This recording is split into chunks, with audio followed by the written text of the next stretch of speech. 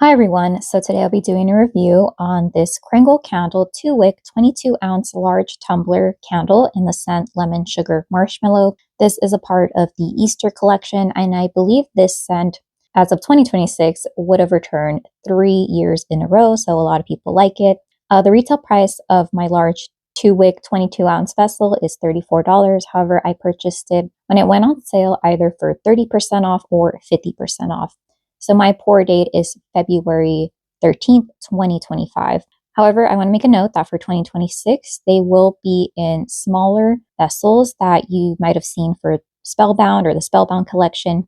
And those are 16.5 ounce 2-wick tumblers for $26. And I believe the burn time of those is 85 hours.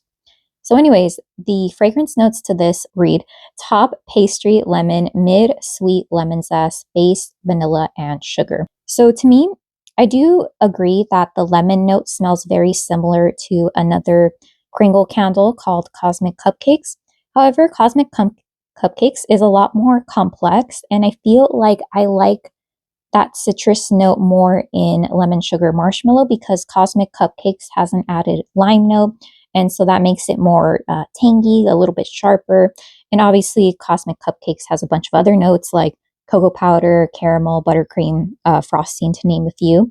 So not the same, but you can kind of get an idea of how the lemon note will read. I think it's very authentic to like lemon squares or how other people have mentioned lemon bars.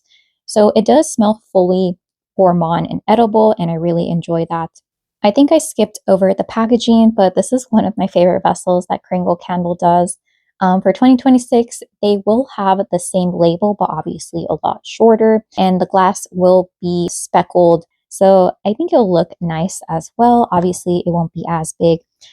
Anyways, so to talk about the burn, I'm going a little bit quickly because I feel like this is a pretty simple scent. There's not a lot of nuance to it. But I normally do not have any issues with Kringle Candle's burn performance. However, this candle has been different, mainly that it gives me issues fully pulling out, and the flames on these want to get really low.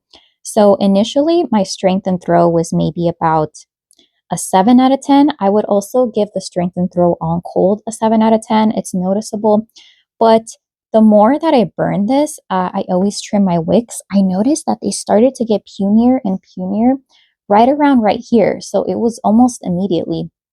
And I thought that was weird. So at one point, it just would not pull out. And I actually had to scoop up some wax.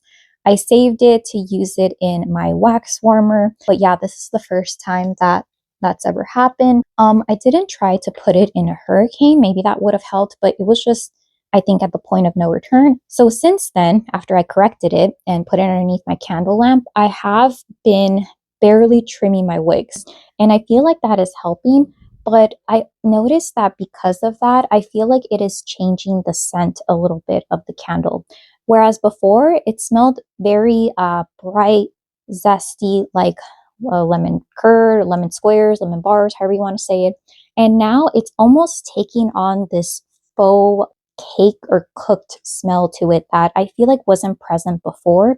So I feel like it's amplifying the pastry and the vanilla note. Just it's making it more cooked, but not necessarily like scorched or burnt. It's just kind of like in the oven sort of smell, which I think I liked it better how it smelled on cold or initially. I noticed that since I'm barely trimming my wicks, I get more of the mushroom top fallout.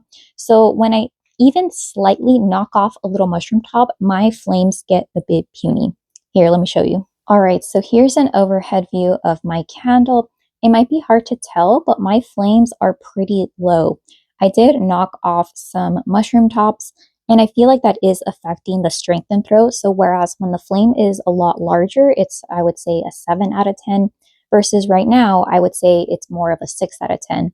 So the strength and throw would range depending on the flame. Obviously, when it was like a tunneling and before I scooped out the wax, it was maybe about like a 4 or 5. When it's at its lowest, I would give it like a 5.5 to a 6 out of 10, all the way up to a 7 out of 10.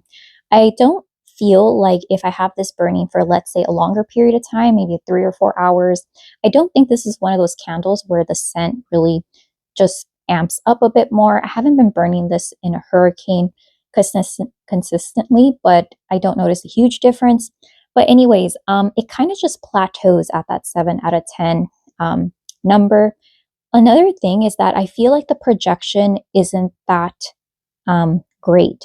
I feel like it does fill up my medium-sized bedroom, but it kind of just stays here. So I would give the projection more a 6 out of 10. But I do have to say that my room, while it is filled with scent, I kind of feel like there's pockets in here.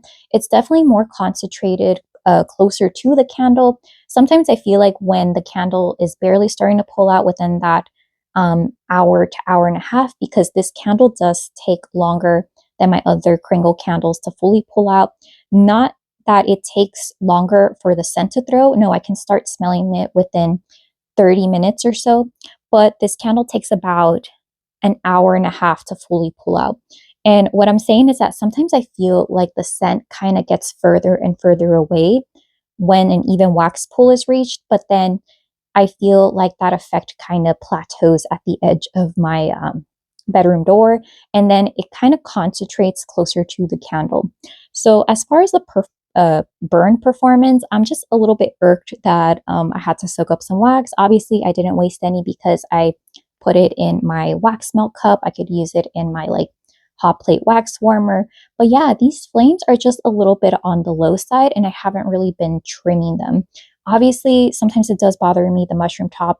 And even when I just take off that little bit of the mushroom ball, and it's not even like I trim a little bit more, but I feel like that does affect the size of my flame.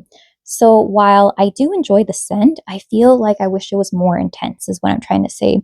But I really like that this is definitely lemon scent.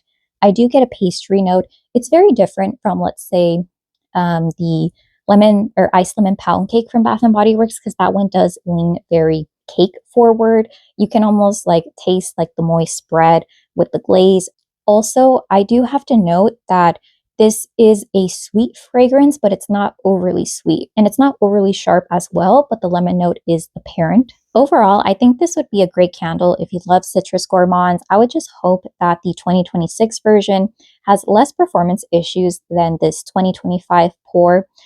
I think others have expressed that they had issues with their flames as well, being low and pulling out. That has been my experience for sure. And I am really trying to stop myself from trimming the wicks, because I know if I do that, then I might have to soak up some wax.